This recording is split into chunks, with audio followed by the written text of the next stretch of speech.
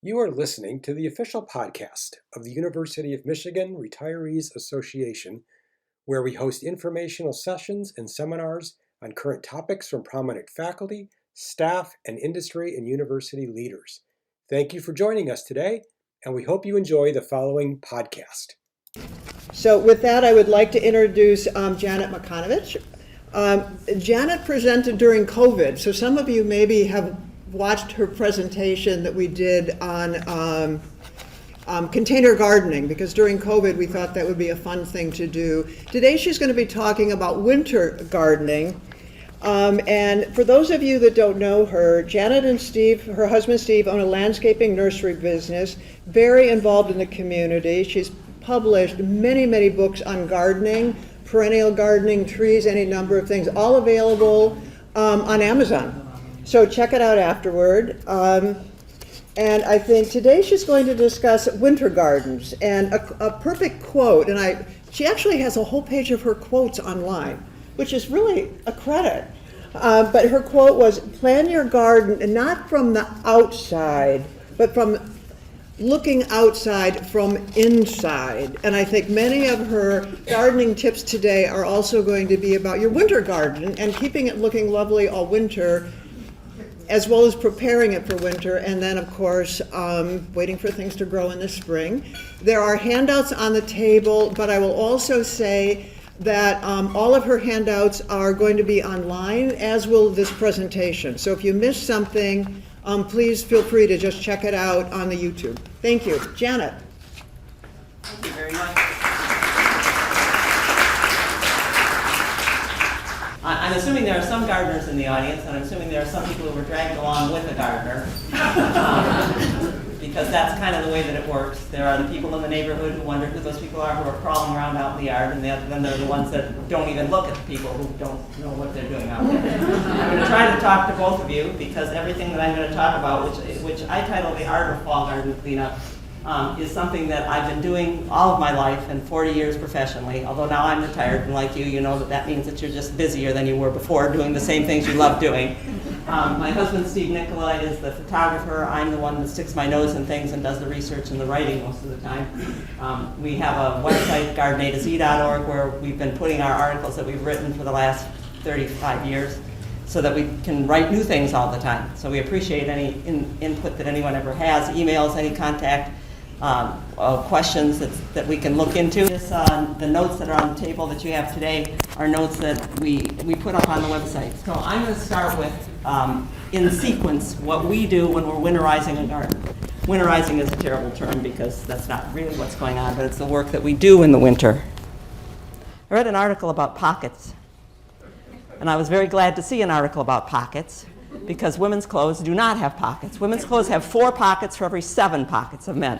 And something needs to be done about this. I have many pockets on my work pants when I'm outside. So I'm going to go in sequence, the things that we do to close up a garden, and we don't really close it up. We make it something that continues through the year, because it's a long time between November and March, end of March. So what I'm going to be talking about, and it's a lot of things. I'm going to speak quickly. I'm going to show you a lot of pictures. I figure you can look online if you want to catch back up with it. The most important things are the first things to do. If you have a limited amount of time, or you have a limited amount of people to help you do things, have them work on the first couple things that are on the list, if you possibly can. So I tell people, start thinking about closing up your garden now while it still looks good and things are still beautiful.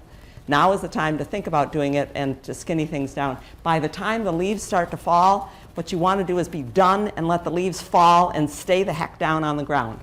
There's enough of getting rid of leaves. We've been doing unsustainable gardening for many generations now in the United States. We've been taking things out of the landscape and not putting back in, and those leaves need to go back in. So I tell people, try to be done and let those leaves be the icing on the cake. If it gets like this, before there's quite often the gardening books would tell you, after the hard frost you can cut things down. That's nonsense. After the hard frost, we don't go outside. We look outside and go, oh no, it's too cold out there. And things go quickly when that killing frost hits. Your fall crocus looked good, and then they don't the next day. So if you don't cut it when it's one of those 60-degree, wonderful October days, it's going to end up being winter before you know it. And then there's something that kicks in. I don't know if it's a hormone or what it is, but we do not get up and get out after that. Even though we know it's going to melt, we know that there's going to be an Indian summer, and that's probably an apolitical term now, but I've not heard a new one for it. But there are going to be those beautiful days later on, and we don't take advantage. So I'm out there often with 4 layers on, working in the snow. Why not? So why don't wait till spring? People say, I'll just do it in the spring. Don't wait till spring. Spring is sloppier to work in, and it's more urgent. Everything is growing up. If you get done at the end of the day and go inside, when you come back out, everything has taken up more room in the garden. You have to do more standing on one foot, you know, the old yoga position in the garden. There's also a lot of seeds out there right now. And everything that I'm saying about a garden applies to lawns, applies to those ground cover areas you've got underneath trees and shrubs. If we leave the seeds there, then they're just going to germinate, many of them now, and many of them well before we get out there in the spring. You'll get out in the spring, things are already gone to seed again, those what we call winter weeds. So it's less stressful overall to work in the fall. There is a look at nature, kind of a religion that says that the earth gives up its energy in the spring. It flows out of the earth and up into the atmosphere and into the sky, and in the fall it comes back down. And as gardeners, I want to be in line with all of that energy coming up and down. And that's the time to do it, is in the fall, when all that energy is coming back down in and you're picking it up. Plus, in the spring, if it comes back up through the debris, I was talking to a gardener, and we were in England, in York, and the head gardener of an estate was walking around with us. And I said, well, you don't cut down your miscanthus in the fall. He says, oh, no, we do. I said, well, that one, he said, yeah, we didn't get to it. I said, so what are you going to do now? He said, nothing. I'm going to let it grow back up through because it's too hard to fight with that stuff. So once they start growing, it's too hard to fight with things. So nice day when the shadows are long, before the leaves have come down. And when the leaves do come down, if you have to work in a garden when the leaves come down, you do the same thing as in a lawn. You rake the leaves to one side, work the area that you just raked, then rake the leaves back over that area. Leave them there. We'll get into that more. If you have a shredder, shred things up. They decompose much more quickly when they're shredded up, a lot more surface area that way. We have a shredder, and my husband just loves working the shredder. I don't want you to do this to yourself, though. I don't want you to have the scene that you saw out your window looking so wonderful all year suddenly look like a moonscape with little grave markers sitting up and all over through it. Because that's what can happen, especially if you do it all in one weekend. Not only does your back hurt then, but your eyes are offended, and your senses are offended all the way around. I would rather take and do this like we do at my client's landscape. It's designed to have things that are left up so that there's something there that's of interest. And I spent some time in New Orleans when my brother lived down there, which was very interesting. It's quite a different place. And I was there during Mardi Gras. We were having dinner sitting across the table from people that we hadn't met before. And my husband and I and a friend that was there were talking about what we'd seen in the landscape. And I was talking about a tree, and my husband was waxing eloquent about how beautiful the bark was on the tree. And then I realized that the man across from me was sitting with his mouth open, agape. I said, oh, I'm so sorry we get involved in the gardening thing. He says, no, go on, he said. Y'all must have a really long winter. And it's true, we do. We say, oh, I love how that turns a particular color brown, that there's a difference between this brown and the brown of the hydrangea over there, and here's this guy, listening to this going on. But that's what we live with. So I don't want you to do that to yourself all at once. I want you to go out on a cool day and say, well, right now I can take down that stuff. And I've taken down a little bit. And then I take down another wheelbarrow load and go dump that in the back. And then I come back out another week later and take down another wheelbarrow load and gradually skinny it down to the things that look good in the winter or look good in the late fall. And there is the possibility of doing that if you just think in terms of doing it in sequence. Now the questions, when I talked to Catherine about this, we would hold questions until the end. Mm-hmm. But if you have a question as I'm going along, if you can make yourself some kind of note in front of you, because I forget as soon as I thought about it, I forgot what I was going to Google, right? I said, what was it? I woke up this morning, I turned to my husband, I said, what was it I was going to Google last night that I said, we'll do that in the morning, Yeah. So make yourself a note, because we want to talk about these things. Okay, the first thing I do is what I just showed you. Go out and cut things down. And I do most of my cutting by hand. Maybe that's why I've got the tremors that I've got from doing that work for a long time, but for me, it's the best way to do it. My husband has a lot more experience than I do with a string trimmer cutting things down. We have raced, not where we get up and go and grab your canoe and put it over your head and launch the canoe and the whole bit. We've said, okay, we're going to start right now. I'm going to cut down this area. You're going to cut down that area. They're each 50 square feet. Let's see what happens. It doesn't save time to cut with a string trimmer. It does save some energy, and you don't have to get up and down as much. I crawl. I stay down. Once down, I'm down. I have knee pads built in my pads. I just keep on crawling. But when you cut with a string trimmer, things fall over, sometimes by the weight of what was cut onto what has not been cut yet. So when you go to clean it up, you still have to go in there and cut more stuff. So if you add those times together, you don't save time, but you do save the getting up and down. I cut everything that's low and wobbly can go down. Don't ask questions about, can I cut my Stilby? Can I cut my hosta? Can I cut my pulmonaria? Can I cut those daisies? Don't ask those questions. If it's wobbly, if it's going to die before next spring, you can cut it down. Nature would cut it down in a minute. If it's frost, if there's a freezing, killing frost overnight, it's gone. So what does it matter if you cut it down? And there's good reasons to cut things down. You can do things like hostas and I just do those with shears and just chop the whole thing down. Daylilies, which I've usually cut down a couple times during the year, just chop the whole things down. There were daylilies there, and there's no daylilies now. We've just raked them out. There's good reasons to cut things down and clean stuff up. Or you can do the ditzy stuff where you just deadhead things and keep them going. Doesn't matter, but cut things first. So in this garden, I garden at the Waterford Township Library is one of my volunteer projects. And in this garden, we're gradually cutting things down. You might be able to see the space up here. Some of the annuals didn't look good anymore. Some of the goat's beard were getting brown. Cut it down. If it's brown, cut it down. That's what I tell people. If it's not adding to the picture, then it's detracting, my husband, the photographer, says. So we take things down. And so you can take anything that's like this. This is sea lavender. And the leaves will be almost evergreen. People will say, well, but they're still green in February. But if you cut them off now, it doesn't care. Or you can just clean them up and take off the bad leaves. Whatever you do, cut as low as you possibly can. They say leave stubble up because it keeps the leaves. The littlest bit of rough ground keeps leaves in place. You don't have to have big stubble up there and go in and cut things twice. I would rather cut the whole thing down. Still looking good, still got a few flowers on it, too bad. I cut it down. Say, you know what? I didn't put you there to flower in November. You're down, you're gone, you're out of here. So I cut all those things down, and don't cut the evergreens.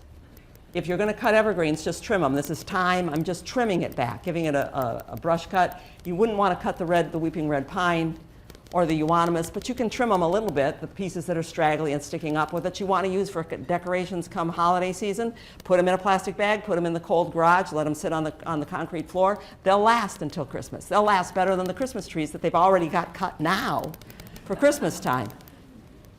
So snow and summer, which is cerastium. Many of the ground cover sedums are evergreen. That's thyme and sedum. Bergenia or pig squeak. It's a great plant. It's put out there in order to have some winter interest. It's evergreen and going to be green until next spring when the new leaves come, so leave it out there. If you're not sure, cut it. If you're not sure if it's evergreen or not, cut it to 5 or 6 inches tall. At least get some of the debris out of the way. So this Monarda, you can cut it all the way to the ground, but if you're not sure, you could cut it to 5 or 6 inches and you get most of the green out of there. But I'm cutting as far down as I can possibly cut, as far down as I can cut. Don't worry about it. People worry, I should leave a little bit. Don't. A lot of the stuff that's written in gardening books about what we should leave and what we should do over the winter is still harking back to the first books that were written when the colonists came over here and had absolutely no idea how to handle the winter. None. I mean, the way of gauging the weather temperature is based on the coldest possible winter in Europe, which is 0, which is what? 32. You know? We have it a lot colder than that, and they didn't know what to do, so they made up all these rules about what to do in the winter, like burying your yew hedge, tipping the plant over and burying it underneath leaves and stuff. Yew hedges, but they didn't know what was going to happen. So I've cut to where there's nothing left on that liatris. And I leave up the sturdy plants. My kids are now 45, you know. But when they were little, Somebody stopped by the garden one day. We weren't there, and we've always told people, you can come walk around, go ahead. The kids were out there, and they were walking around, so they asked my kids, they said, why does your mom leave that stuff up? And my son very quickly answered, if it hurts to fall on it, Mom leaves it up. I thought, wow, that's a terrible thing that they didn't know that your kids are saying, but that's the way that it is. If it's going to stand up by itself, it has the potential to look nice in the winter, so leave it up as in your first pass through. Turtlehead, which is still blooming usually into November, it's still blooming right now, and it's a great plant for our native bumblebees, is still up there when Susan's closing the garden. And in the winter, it's going to turn that coppery color, which can look good against other things, and is also, as stubble up, especially in conjunction with grasses, is a place where our native solitary bees often spend the winter, at the base of those clumps of plants. I don't cut a lot of things down in our yard because we have a great butterfly garden. We're nurturing a lot of different species of butterflies, and those chrysalises that overwinter are often in those dense places with thick stems. However they know the caterpillar is the way to go. Because those are stems from the turtlehead in the pot of my snowman there. But if it's not going to look good, clematis look like unstuffed mattresses in the wintertime. And they can be cut all the way down. All the clematises can be cut all the way down. Don't get hung up on this bit with, which way do I cut this one, which way do I? You can cut all of them. And then watch what they do afterwards and say, oh, that's good. This is the late clematis that blooms in July anyway, and it blooms on new wood. That's all new stuff, and it's all gone. The trellis itself is prettier. The sedums tend to stand up pretty well, and the peony doesn't.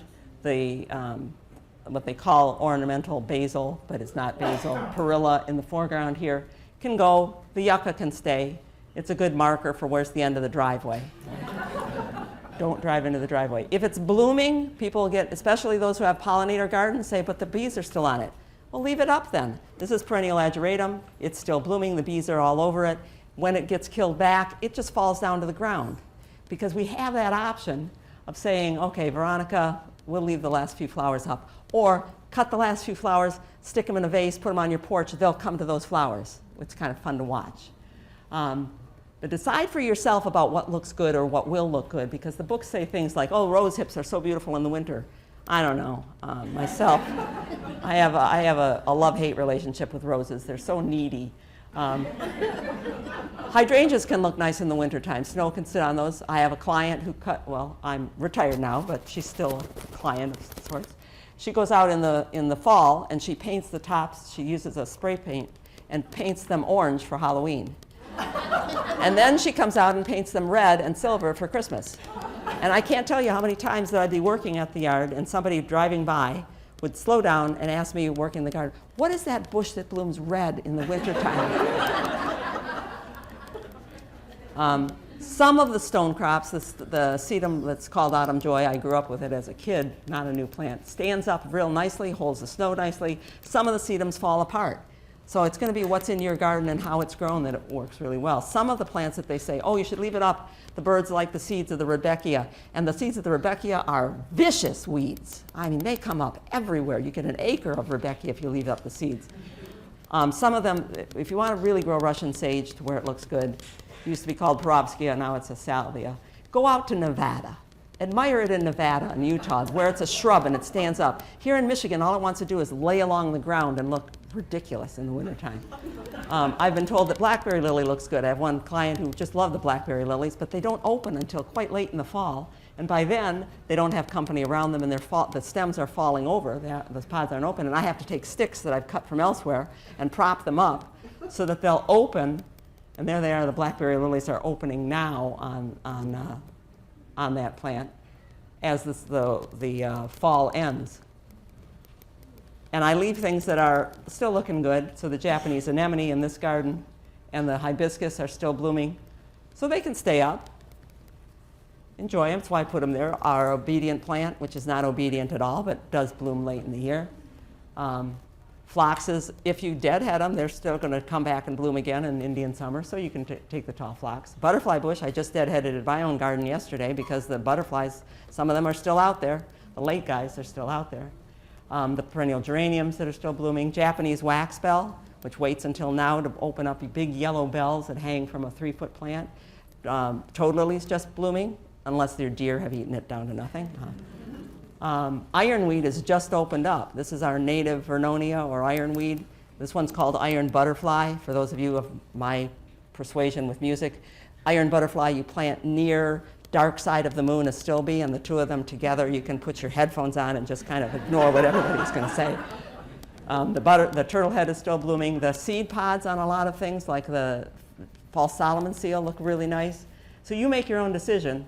And when I'm cutting with hand pruners, it lets me get close to the plants and see what's going on. Because at the base of the plants, if I use a weed whip to trim these, or a string trimmer to trim them down, I'm not going to see that there's a dandelion growing in the middle of that hosta. I'm not going to see that, and that's going to keep growing right through to the winter. If there's weeds growing in the middle and I'm close enough to see them, I leave that plant uncut so that when I weed, I come back by and go, why did I leave you up? I must have left you up because there's something in you. Because there next to that hosta that I've cut down, there's 2 red stems and green leaf, and we'll revisit those later, but those are pokeweeds and buckthorn, which are going to grow, and there's a weed is a plant growing in a place where it's not wanted. This is a sedum that has in its crown a brunera. They're both desirable plants, but not growing on top of each other. So watch for those things as you're cutting down. Everything in every case that I can, every place that I can try to, I keep all of the debris.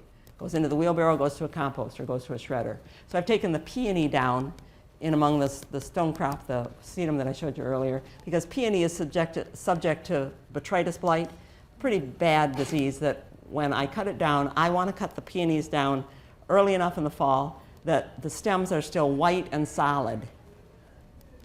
If the stems are gotten to the point where they're getting hollow or they're discolored, then the botrytis has likely gone down the xylem stems and is in the root or the crown of the plant and is decaying parts at the bottom, and worse, becoming a spore that's going to reinfect it as it comes up the next year. So if I know that a plant has a disease and has a problem with the disease, I'm going to take that debris and make sure that it gets hot composted or sent to a hot compost. All the rest of the stuff is worth keeping because although there's bad stuff in it, people say, you got the books say, get rid of the diseases and pests that are in your garden by getting rid of all the debris. Yeah, there's aphids that are going to overwinter. Aren't these guys cute? Look, same aphid, 2 different colors because these were more exposed to the cold, and just like the leaves in the fall, they're turning color. But they're going to be sitting there over the winter. But with them, right in the same group, and you see this guy, that's not a spider, that's an aphid that's been infested. It's been, the egg of a parasitic wasp has been laid inside of it and is developing and is going to eat that aphid and emerge and eat and lay its eggs in other aphids. So you get both the good and the bad that you're keeping. If you've got a system working, if you've got an ecosystem working, keep the pieces of the ecosystem together. Don't go throwing everything out.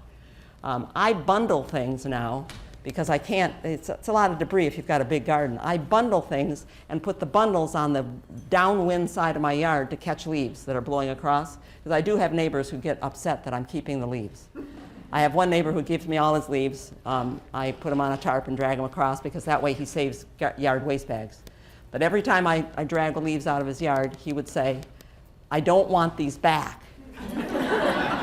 I said, Gary, you are upwind of me anyway. I'm going to get your leaves. You're not going to get mine, but I'll make sure you don't get them back. So I put bundles of the stuff that has the good and the bad, fungi, bacteria, insects, you name it. I put them on the downwind side and let the leaves bank up against there. And some of the stuff that you cut down you can use for pretty things. Japanese maples that are out in the open should be protected in the wintertime.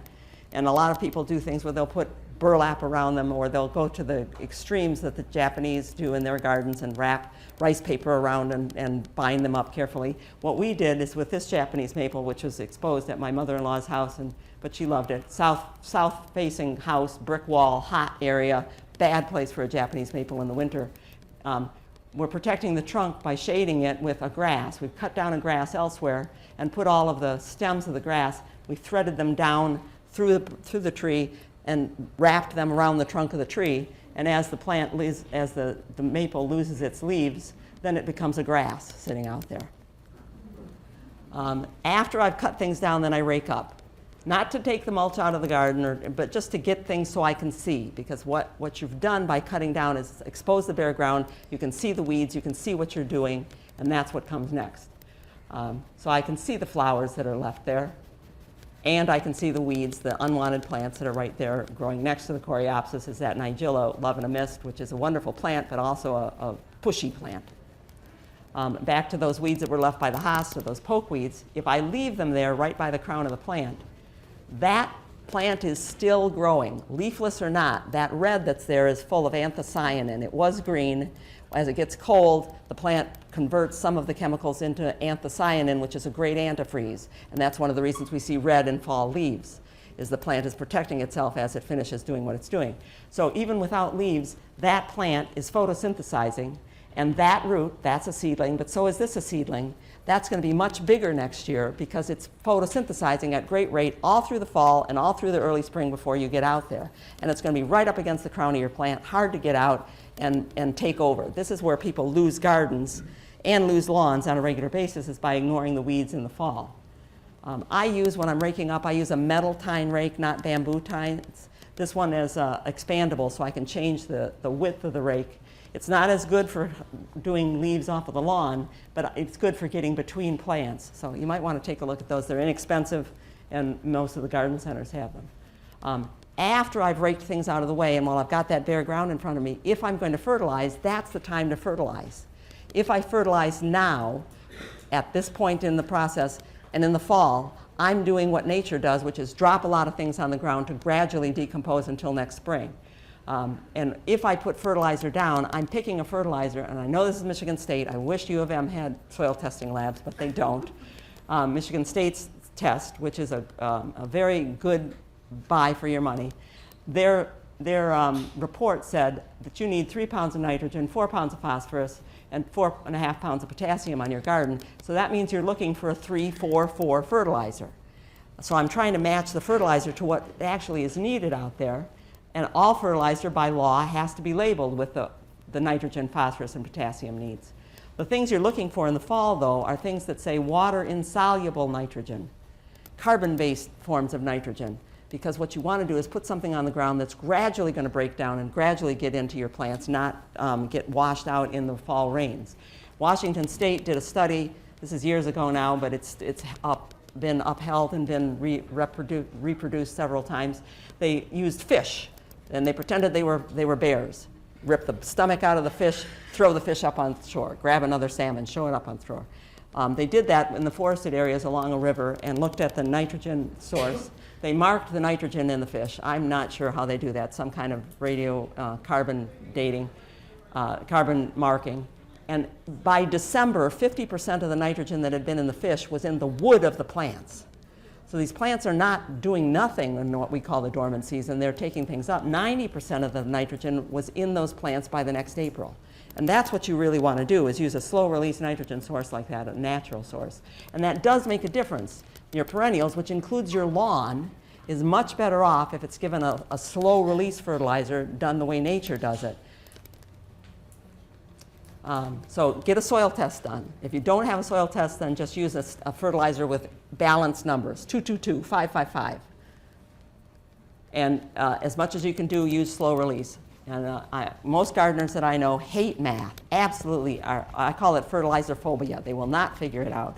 But if I know that I need to have a pound of nitrogen for every 1,000 square feet, because that's what my soil test told me, or because that's standard for twice a year application, then I can look at that 13% nitrogen and say 13 times the 3.5 pounds in the bag, this is enough for 500 square feet. Or if you don't want to do that yourself, that's one of the things we put up on the website, is a spreadsheet where you can read different fertilizers and their source and how much they will cover. Or you can type in your own fertilizer that you've got, how big is the bag and what's the numbers on the bag, and it'll tell you how much it'll cover. You shouldn't waste fertilizer. And I don't worry about precision. If I'm using slow-release fertilizer, it's not going to burn anything. Brush it off of the leaves of evergreens if you're using a granular fertilizer, but otherwise let it go. In the next couple of steps that you do outside in the fall, the fertilizer gets mixed in without you having to do anything extra. So I'm using one of the Espoma products here, and if you look at the brown that's behind me, you'll see there's quite a bit on the ground. It's more than you think. Most of the time people are putting way too little fertilizer. Don't waste the time. Don't waste the effort. Put enough on to really make a difference to the plants. And now I'm going to weed, and I'm going to edge, and I'm going to walk in the garden, and that's going to mix the fertilizer in. Then the next thing that you do, and this is what you do if you've got limited time or you've got people that are going to help you, you say, what have I done already? Don't bother messing with other stuff. Don't even worry about how it's going to look in the winter. Clean up the edge. Weeds begin on the edge. The edge of the lawn becomes a weed into the bed. The bed itself becomes a weed in the lawn. Clean the edge up first. And that's what I do next. So along the edge of my son's garden here, I was working last fall, I'm cutting the edge with a spade, or you can use a half-moon edger. I prefer a spade, a sharp spade, because I can then push the soil up into the garden and loosen the soil deeper. And sharp makes a difference. If you haven't sharpened your tools, sharpen your tools. None of us are getting younger. One of my clients told me one spring, why didn't we do this last fall when we were younger and in better shape? You know what? That works no matter how old you are, no matter what season it is. We all need sharper tools, and most of the things gardeners are doing is cutting. We're hoeing, we're weeding, we're digging. All of that is cutting, and a sharp edge makes a difference. Shovels, spades, this one is a spade. Isn't it stupid that the rectangular one is called a spade, and the one that looks like a spade on the deck of cards is called a shovel?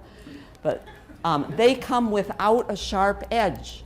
I have talked to a number of tool suppliers, but why is that? They say, we don't know why that is, but they come not sharpened. And you would think new would make a difference. So sharpen the edge. I'm cutting. I cut for about 10 feet along the edge. I'm not making the garden bigger. I'm just cutting along the same edge that was there before where things have crawled into the garden. I push down on the handle, and that pushes the blade up and loosens what I'm going to weed out of there, because I want to take the things that have grown into there out with all of their roots attached. It's not unusual for grass to grow 12, 18 inches into a garden over the winter when we're not looking at it. And as I pick up that stuff that I've just cut, if it snaps, then I take a fork and loosen and chase the roots further in. People tell me that junipers are not a good ground cover because grass gets into them. I said, that's because you let the grass get in. I've seen people go and pull the grass out of a juniper, and they're pulling the grass out. I go, you might as well just get a goat and tether it out here and let it keep eating that grass, because unless you cut it off from the source that it's coming from, it's going to keep growing under there. So you want to clean the edge off first. And after I've pulled things out, I throw the extra soil back up into the garden because I want to leave that edge open over the winter time. That air, that trench, is as good a root barrier as plastic or stone is. So if I leave that edge, it's going to fill in over time. Gravity and erosion is going to take things down into it. But if I leave it open, it gets me way ahead of the game. So I'm going to go along the edge, and my edge is now clean, and I have weeded most of what's going to happen to the garden or to the lawn or to the ground cover area by weeding the edge. I've weeded 12, 18 inches into the bed usually. The rest of the stuff I get to do later. And if you've got a penchant for edging, you want to put in an edge and not have to cut an edge, then put an edge in or clean the edge up now. There is an edge here in Mildred's garden. I'm cleaning up the garden in the fall. You can see up there the black. But things had grown over it. They don't go through it, they lap over the top and root. So find the edging in the fall. Even if you've got edging in, it's going to keep the roots from climbing in underneath, but it's not going to stop the things that grow over the top. And if you have edging, if you're going to put edging in, which is a good idea if your beds are set, it's one of the best things you can do for yourself. Put the edging in straight up and down, which means you don't force it into the ground. You dig a trench and line the trench with the edge, and as straight up and down to the plane of the ground as you can do, as perpendicular to the plane of the ground as you can do. The tendency when you're cutting a trench like that to put edging in is your spade is going to be angled. Don't let it angle. Go ahead and cut the trench and then slice that trench so that it's straight up and down with the plane of the ground. Because those of you who sew, you know that you can't press a seam open unless you clip it. And so when that edging tries to go around the curve, it can't go around the curve if the curve is also bending backwards. It's going to leave a gap, and that gap is going to fill with water and freeze and thaw and push your edging up. So don't do that. I use carpet runner rather than edging in most cases because I don't like the black line. I'm trying to put edging as deep as the running roots are going of whatever I'm trying to keep out or in. And grass, for the most part, grows 3 or 4 inches deep as much of the roots are going to run. The running roots, not just all of the roots, but the roots that are running. And that's deep enough if you're using that black plastic edging. That works. But a lot of the weeds I'm trying to keep out, my lawn, for instance, is field mowed short. It's everything. And there's thistle out there, there's milkweed out there, there's all kinds of things out there. I need a deeper edge. So I take carpet runner, the stuff that you buy to keep the hallway carpet from wearing out in heavy traffic places. It comes 27 inches wide. You take a razor blade and just cut down and cut it into whatever depth you need. I'm lining a trench where I've put in a drain tile here. And I don't want to be cutting that edge every year because the drain tile's right there. I don't want to cut into my drain tile, so I'm going to put an edging in there. And that's edging a rain garden in Birmingham. Then I go into the bed. Then I go looking for the stuff that probably bothered you because you noticed there was a big dandelion in there, and I have to tell myself while I'm doing the earlier steps, stay away from the dandelion, get the edge done first, get the edge done first, get the edge done first. So I go into the garden looking for things like this Pennsylvania pellitory is growing right in the middle of the spirea. It's a different color green. You've seen these things while you were cutting down, or you see the color as you're working along. And I believe it was Patton who said something while he was in the desert in Africa about how Rommel, he had to think like Rommel, he had to be like Rommel, he had to understand his enemy to really get to him. You gotta respect the weeds and know them to know what they can do. This is quackgrass, and every piece of that white root that you leave in the ground can grow. One of my clients, the same one who was gonna be younger every year, took a piece of quackgrass and put it in his compost pile because he was a retired scientist, and he measured it after a day, and it had grown 12 inches in a day. And he thought, well, that can't be. So he put a ribbon around it and put it back in, and it grew 15 inches the next day.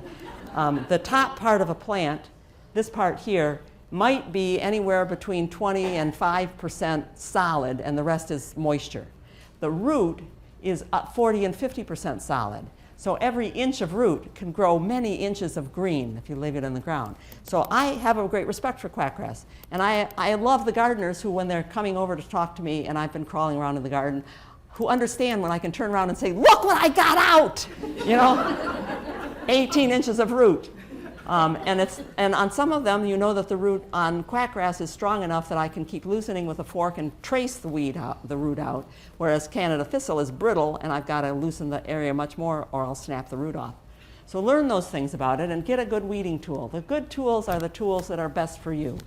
I like to use the little Dutch hand hoes that are sharp enough that I can cut off seedlings, or I can turn the longer end of the triangle into the ground and use it as a pry to pry out the deeper weeds.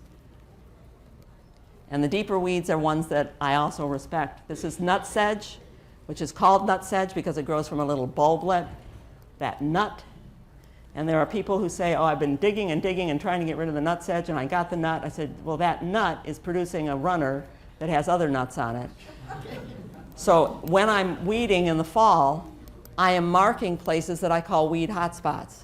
I know that I left some stuff in here. I know that the first thing in the spring, while it's still cold out and I'm still wandering around, I'm going to go out and get all evil villain laughing kind of stuff at saying, I got it. I got that guy before it came up, before it even began to get green, because those have been photosynthesizing. Even underground, when they're green, that little bit of green is making millions of molecules of sugar in a minute. And that's making more starch and making more stuff come up. So respect your weeds. Respect bindweed.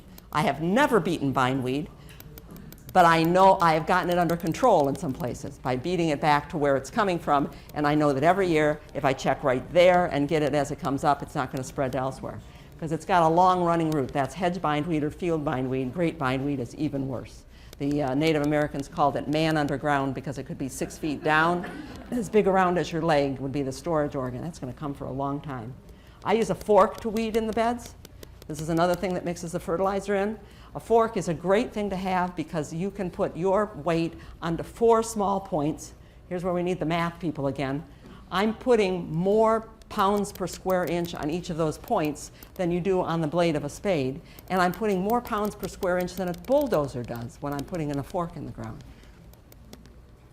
And they're used everywhere. This is at Bath Botanical Gardens in England. They were forking the ground and taking out weeds in the fall. Okay, and then with the beds cut down, now you can see what's been hiding all winter, because I couldn't see them in there, but I can once they're cut. I call it lifting the skirts. Anything you left out there, lift the skirts and find the thistle growing underneath your mums. And even the good plants, this is Amsonia, a beautiful blue star plant, blue in the spring, gold in the fall.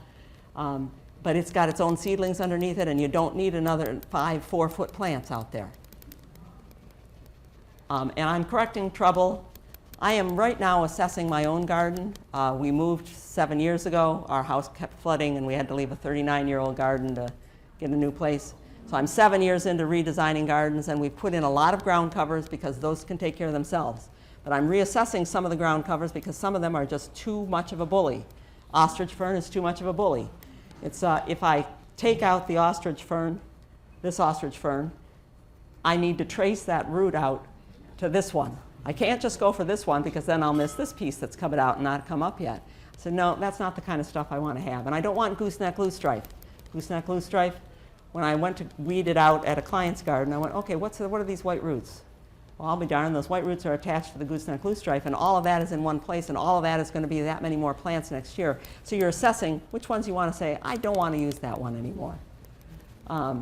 Bee balm is a much nicer plant to have for spreading around. And you're looking, as you're looking down into the crowns of plants, at things that are getting bad in the middle because the oldest parts of the plants get bad. Same thing with your lawn. You get bad spots. Center oldest part you cut out. Cut it out of the iris, cut it out of the lawn. Hostas should be solid. When their center is open, that's because the center got old, and the center needs to be cut out. It's a terrible thing to say to a retirees association. I'm sorry. Okay. And they get to where they're not making leaves anymore before they totally die out. Sometimes when you're looking as you're cutting things down, you learn about new stuff. Monkshood, which blooms in the fall, has the same kind of problem as botrytis, where the fungus will come down the stem and infect the root. And then the tuber for the next year is infected. So you want to find the firm ones and leave them and take out the ones that are bad. Or correct the drainage. At the Detroit Zoo, it's all sandy soil, and all the gardeners there feel that, well, everything is fine.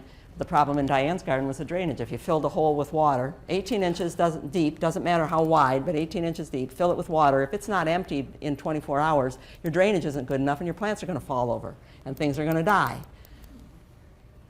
And that's daisy roots, arm's length down, daisy roots there. They all stopped like a laser level at the bottom of the hole. The bottom 3 inches, there were no roots because the bottom 3 inches has been sitting in water. Just like a pot in the house with house plants that's not got a drainage hole in it. So take a look as you're digging, dig a hole and take a look at where the roots are. And look for compaction areas, the places where people cut across the corners. Probably there are retired architects here. I'm sorry, but some of you landscape architects are so impractical. Nobody is going to walk this way and do a right angle turn and go that way. Everybody is going to cut the corner.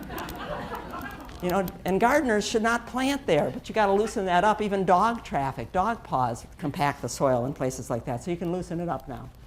Then I start dividing and transplanting and rearranging. This is the time to share plants with people and decide what to put where. Get rid of the ostrich fern, for instance, because it's too much of a bully. And you can divide and make plants. You don't have to spend an incredible amount of money. I tell people, just dig it up and take a look at the root.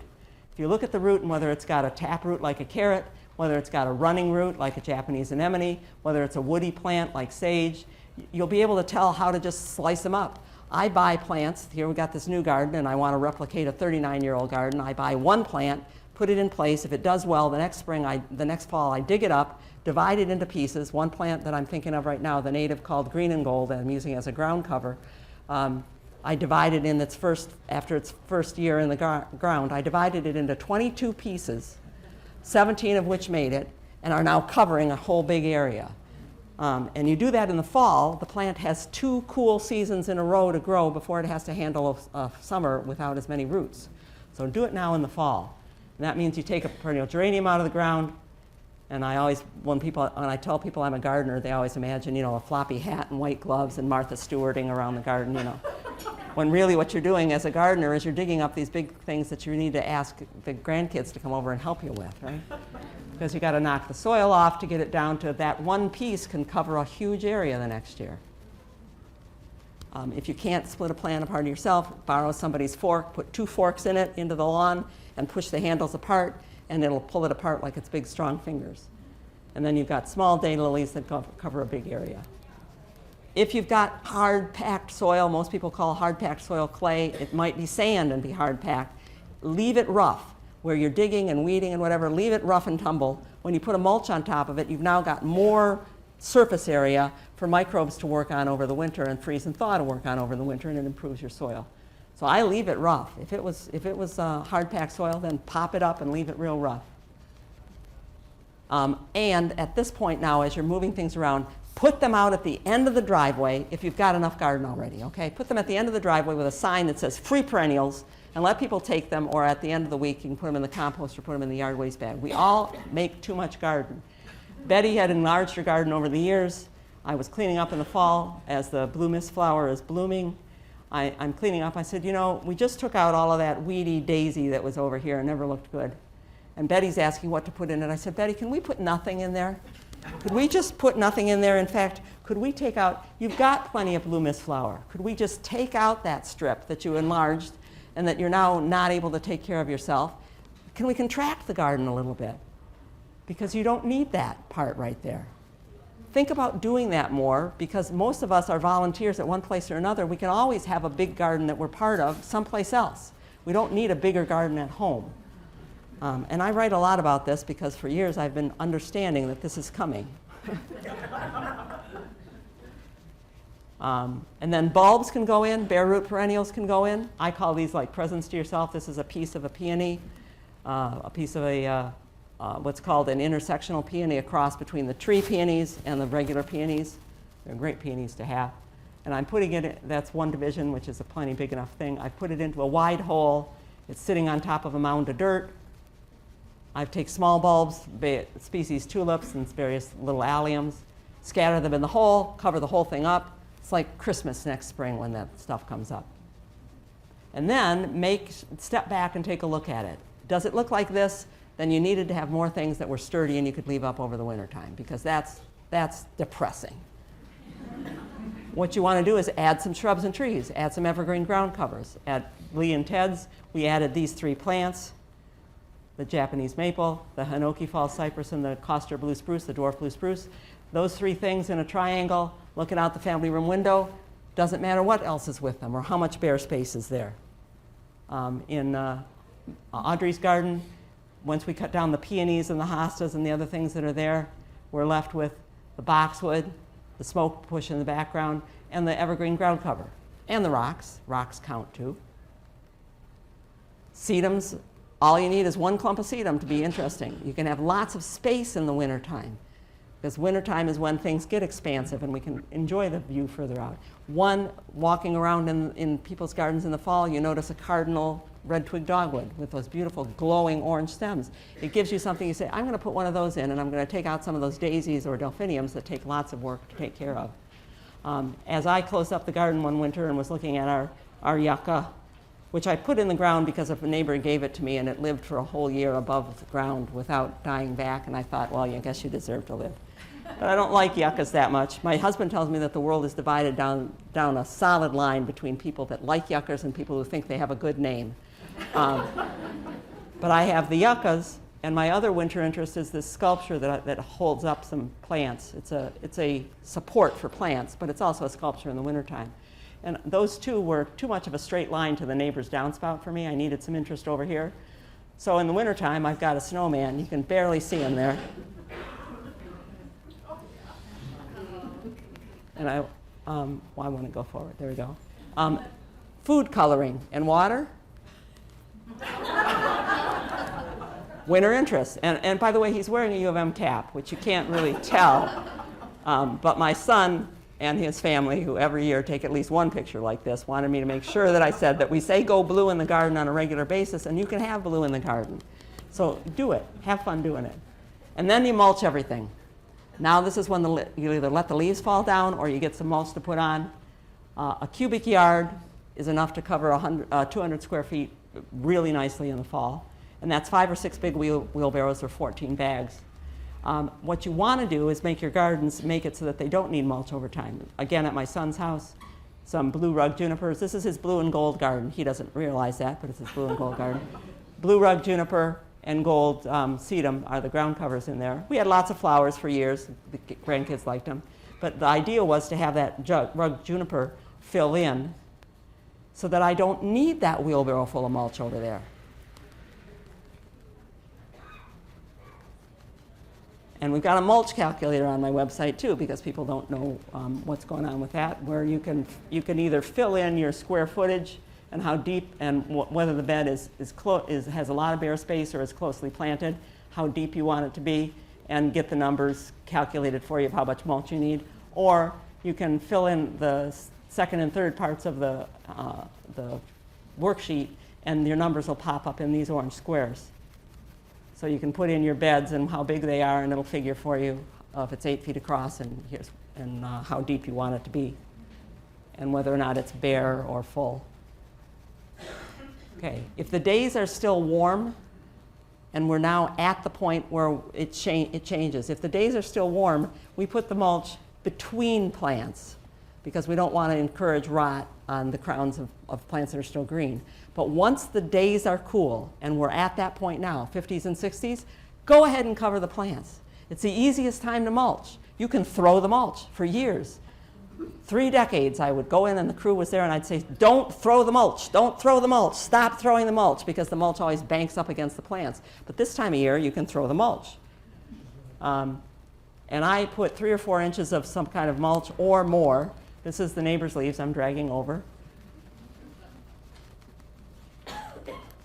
And if you look, that's almost an knee deep.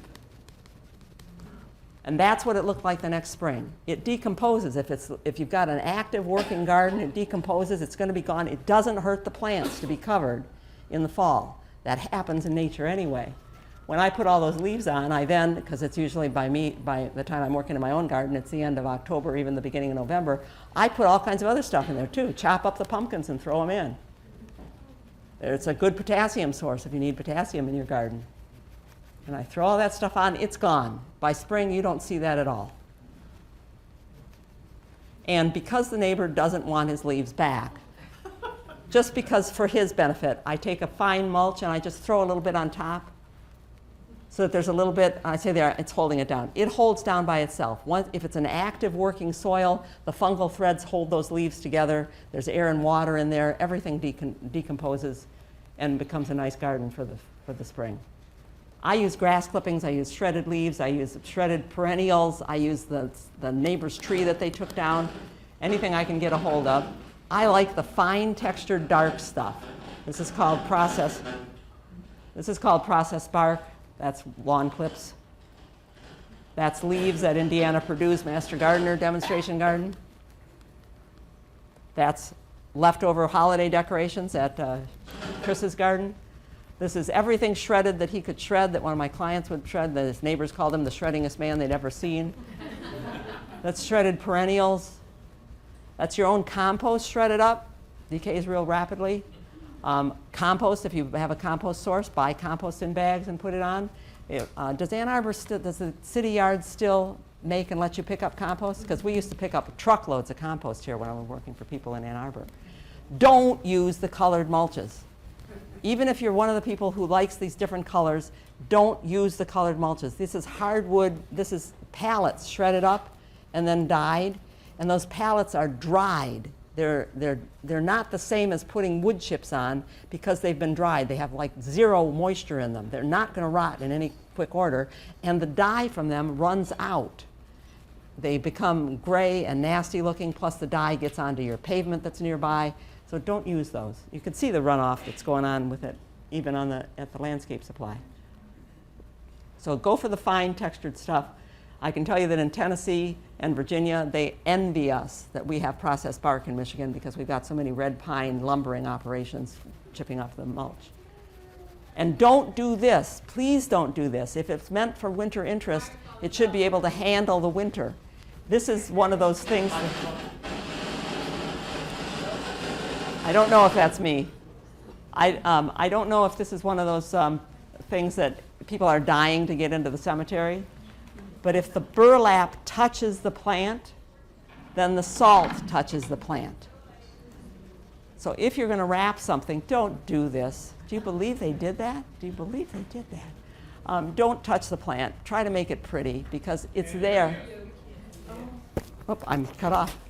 Don't put if you're going to put burlap out to protect a plant that you're afraid is going to be windburned, don't let the burlap touch the plant. And better yet, think about putting something out that can handle the winter, because we're going to look at it until springtime, and that's not very pretty. Then you sit back and enjoy. Just look at what's there, learn more. There are great bulletins about what leaves contribute, and great evaluations from botanical gardens on which plants are best to put out there. And maybe if you get on it right now, when you can put on one pair of long johns and your working pants and go out there like I was yesterday, maybe you'll have time to have fun at Halloween and carve up some pumpkins and do something kind of fun with them. Okay, are there questions that we have to answer? Are there any questions in the room? We have one question because we're really tight. Over time, I'm sorry. But Janet. My email address is on the pages that you have there. Please send me your questions because we answer everything we get. When I was writing for the Detroit News, we got 11,000 questions over 13 years, and we answered every one of them because every one of them was a learning opportunity. Right, and if you did not get a handout, all the information is online. So, thank you.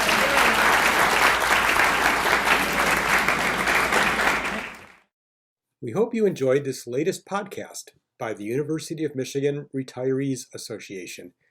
We host informational sessions and seminars on current topics from prominent faculty, staff, industry leaders, and university leaders. If you enjoyed this episode and you'd like to help support our association, please subscribe to our podcast and follow us on Facebook, Instagram, YouTube, and Threads as @UMICH Retirees. Thank you again, and see you next time.